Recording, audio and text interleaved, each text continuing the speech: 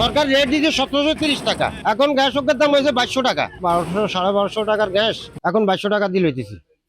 দৈনিক আমার একটা গ্যাস লাগে, আর হয়তো 9000 টাকা দোকানদারি করি। একটা গ্যাস যদি 2200 টাকা দিয়ে কিনি, আর কারিগরের বেতন আছে 800, 3000, ও 3000 টাকা আমি লাভ করতে পারি।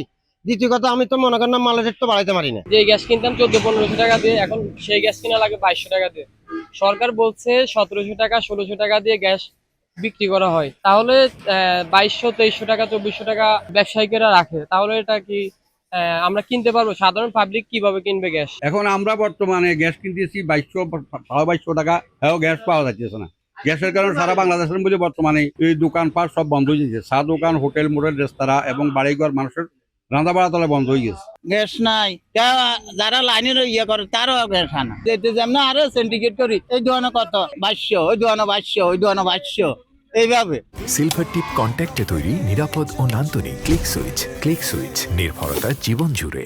লাইন থেকে আমরা 1785 টাকা করে কিনতেছি, বিক্রি করতেছি আমরা 1900, 1920 এর মধ্যে। আমগো মাল কেনার কথা ছিল সর্বোচ্চ 1500 বা 1450। আগে একটা সময় মানুষ কিন্তু 1600, 1700 তখন পর্যন্ত ইউজ করতো, কিন্তু এখন যখন গ্যাসটার দাম হয়ে গেছে 2200, 2100, 2000, তখন কিভাবে মানুষ গ্যাস জ্বালায়?